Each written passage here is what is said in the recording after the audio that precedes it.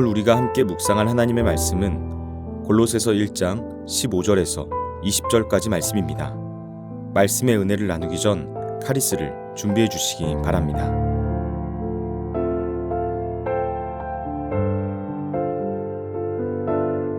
그는 보이지 아니하는 하나님의 형상이시요 모든 피조물보다 먼저 나신 이시니 만물이 그에게서 창조되되 하늘과 땅에서 보이는 것들과 보이지 않는 것들과 혹은 왕권들이나 주권들이나 통치자들이나 권세들이나 만물이 다 그로 말미암고 그를 위하여 창조되었고 또한 그가 만물보다 먼저 계시고 만물이 그 안에 함께 섰느니라. 그는 몸인 교회의 머리시라. 그가 근본이시요 죽은 자들 가운데서 먼저 나신 이시니 이는 친히 만물의 으뜸이 되려 하심이요 아버지께서는 모든 충만으로 예수 안에 거하게 하시고 그의 십자가의 피로 화평을 이루사 만물 곧 땅에 있는 것들이나 하늘에 있는 것들이 그로 말미암아 자기와 화목하게 되기를 기뻐하심이라. 아멘.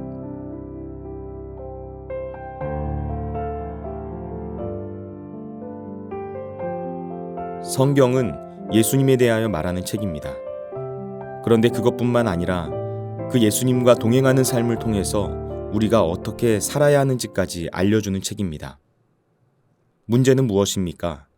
우리가 예수님을 그저 예배 시간에만 생각하는 것에 머문다는 것이죠. 예수님에 대해서 생각할 때 한순간에 반짝하듯이 생각하고 맙니다. 그리고 실제로 삶을 살아갈 때는 예수님과 상관없다는 듯이 살아갈 때가 많습니다. 하지만 성경은 예수님을 그렇게 생각하라고 가르치지 않습니다. 예수님은 위대하신 분이십니다. 예수님이 위대하시다는 것은 예수님만으로 충분하다는 것을 뜻합니다. 예수님은 우리를 천국으로 인도해 주시는 것뿐만이 아니라 이 땅에서 살아갈 때도 진정한 의미에서의 영생을 누리는 삶, 하나님과 교제하는 삶을 살아갈 수 있게 합니다. 우리가 예수님의 위대하심, 그분의 가치를 제대로 이해할 때 직장과 학교와 가정과 교회와 같은 우리가 어느 곳에 있든지 하나님께서 원하시는 삶을 살아갈 수 있습니다. 사탄이 교회를 공격하는 가장 대표적인 방법이 무엇입니까? 예수님만으로 충분하다고 느끼지 못하게 하는 것입니다. 예수님이 놀랍고 위대하신 분은 맞다고 말합니다. 그러나 실제로 우리가 이 땅에서의 삶을 살아갈 때는 예수님 외에 이런저런 것들을 생각하고 따져봐야 할 게 많다고 말하게 됩니다. 과연 예수님 한 분만으로 충분하냐고 질문하게 만드는 것입니다. 예수님 외에 다른 많은 것들이 필요하다고 느끼게 만드는 것이죠. 골로새 교회에 이단적인 사상이 침투했습니다. 후에 영지주의라고 부르게 되는 이단적인 사상이 교회 안에 들어오기 시작했는데요. 그들이 안고 있었던 문제가 바로 이런 것이었습니다. 그들은 마치 그리스도 이상의 무언가가 있는 것처럼 말했습니다. 그리스도가 위대한 것은 맞습니다. 그런데 그 외에 이런저런 것들도 중요하다고 주장했습니다. 그리스도라는 기초 위에 무언가를 더 쌓아야 진정한 그리스도인 혹은 한 차원 더 높은 차원의 그리스도인이 될 것처럼 말하는 것입니다. 그래서 바울은 골로새서에서 그리스도의 위대하심에 대해서 강조하여 말합니다. 그리스도 외에 너희에게 더 필요한 것이 없다는 것이죠. 그리스도가 위대하시고 주님 한 분만으로 충분하기 때문에 우리의 실제 삶도 달라져야 한다고 말하는 것입니다. 이 시대를 생각해 보시기 바랍니다. 오늘날 우리가 살아가는 시대가 골로새 교회의 상황과 크게 다르지 않습니다. 모두가 예수님이 위대하신 분이라고 말합니다. 예수님이 최고라고 고백합니다. 그런데 실제 삶을 들여다보면 이런 고백이 무색해집니다. 그건 그거고 또 다른 무엇이 우리에게 필요한 것처럼 살아갑니다. 이상은 이상이고 이론은 이론일 뿐 실제 삶은 다르다는 것입니다. 말은 그렇게 하지 않지만 실제 삶으로는 예수님만으로는 충분하지 않아 라고 말하고 있습니다. 여러분은 어떻습니까? 우리는 진정으로 예수님만으로 충분한 삶을 살아가고 있습니까? 15절 말씀을 보시면 그는 보이지 아니하는 하나님의 형상이시요 라고 말합니다. 여기서 말하는 그는 예수님을 가리킵니다. 바울은 예수님을 보이지 아니하는 하나님의 형상이라고 말했습니다. 하나님은 우리의 눈에 보이지 않는 존재이십니다. 그런데 그 보이지 않는 하나님이 우리의 눈에 보이는 형상으로 나타났습니다. 그분이 바로 예수 그리스도입니다. 예수님 안에는 모든 하나님의 성품이 있었습니다. 예수님을 보면 하나님의 모든 성품과 능력과 영광을 볼 수 있었습니다. 예수님은 성육신하신 하나님이셨습니다. 그래서 그분의 말과 행동, 성품에서 하나님이 드러났습니다. 이것이 다른 모든 피조물과 예수님의 다른 점이었습니다. 예수님은 다른 모든 피조물보다 먼저 나신 분이십니다. 이것은 예수님이 단순히 시간적으로 최초로 출생했다는 것을 의미하는 말이 아닙니다. 지위나 신분의 뛰어남을 의미하는 단어로 사용되었습니다. 쉽게 말해서 예수님이 모든 피조물들보다 더 뛰어나신 분이라는 사실입니다. 만물이 그에게서 창조되었습니다. 만물이 그에게서 혹은 그 안에서 창조된 것입니다. 예수님 밖에서 창조된 것은 하나도 없었습니다.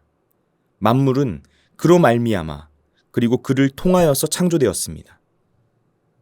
창조 사역에 있어서 성부 하나님께서 그것을 작정하시고 계획하셨다면 그 일을 실행하신 것은 성자 예수님이십니다. 만물이 그를 위하여 창조되었다는 것은 모든 것의 존재 목적이 예수 그리스도에게 있다는 것을 뜻합니다. 창조주 하나님의 영광을 드러내고 선포하는 것이 모든 피조물의 존재 목적이고 우리가 존재하는 이유입니다.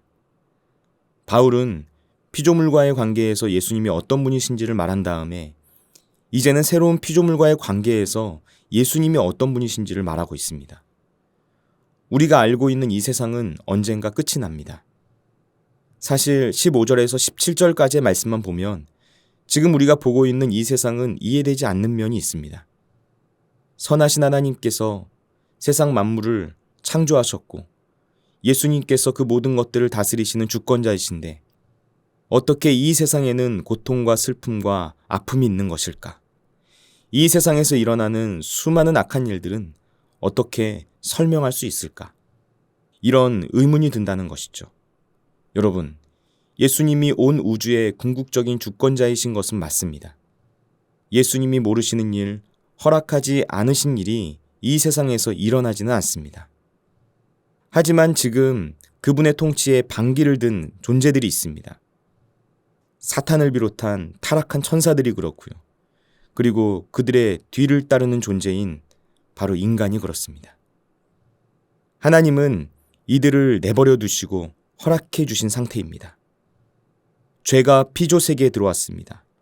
그것이 우리가 지금 보고 있는 수많은 문제들을 만들었습니다.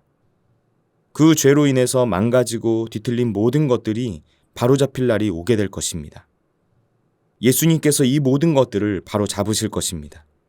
성경은 반드시 그때가 온다고 말합니다. 아니, 이미 그 일이 시작되었다고 말합니다. 예수님께서 십자가에서 죽으신 사건과 부활하시고 승천하신 사건, 그리고 재림으로 인하여서 이 모든 일들이 완성될 것입니다. 그런데 예수님께서는 바로 이런 놀라운 회복의 사역에 우리가 동참할 수 있는 기회를 열어놓으셨습니다. 예수님을 믿고 구원받은 자들, 바로 교회를 통해서 그 일을 하시기로 작정하신 것입니다. 그래서 성경은 구원을 새로운 창조라고 말합니다. 예수님은 바로 이 새 창조의 중심이 되신 분이십니다. 바울은 이 사실을 말해주고 있습니다. 여러분, 오늘 말씀이 예수님에 대해 설명하면서 우리에게 묻고 있는 질문은 간단합니다. 예수님만으로 충분한가? 이것을 묻고 있는 것입니다. 예수님이 위대하신 분이시라면, 우리가 그것을 믿는다면 그분으로 충분해야 합니다. 다른 즐거움, 다른 만족이 필요하지 않습니다. 다른 위로나 다른 지혜가 필요하지 않습니다. 내 삶을 살아가는 다른 방법도 필요하지 않습니다. 예수님 안에 모든 것이 다 있는 것입니다. 우리는 예수님 안에서 창조되었고 예수님 안에서 구원을 받았습니다. 그래서 예수님 안에서 살아야 합니다. 우리는 교회로서 그리스도 안에서 살아가야 합니다. 예수님 밖에서 무엇을 얻으려 하고 예수님 아닌 것으로 기뻐하려고 하고 예수님보다 다른 어떤 것을 더 중요하게 생각한다면 그것은 예수님만으로 충분하지 않다고 말하는 것이고 또한 그리스도 예수께서 위대하지 않다고 말하는 것입니다. 저와 여러분의 삶을 통해 예수님만으로 충분함을 인정하는 우리의 삶을 통해서 그리스도의 위대하심이 세상 가운데 선포되기를 축원을 드립니다. 기도하겠습니다. 우리를 사랑하시는 하나님 아버지, 위대하신 주님을 찬양합니다. 세상 그 무엇과도 비교할 수 없는 주님의 탁월함과 놀라우심에 반응하기를 원합니다. 예수님만으로 충분하다고 고백할 수 있는 인생, 그렇게 살아갈 수 있는 복된 삶이 되도록 우리를 붙잡아 주옵소서. 예수님께서 교회의 머리가 되시고 성도는 그 몸의 지체가 됨을 믿습니다. 교회를 이루는 몸의 구성원으로서 예수님의 명령에 순종하는 삶을 살아가길 원합니다.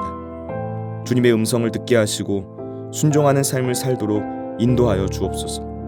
오늘도 우리와 함께 하시는 예수님의 이름으로 기도드립니다. 아멘.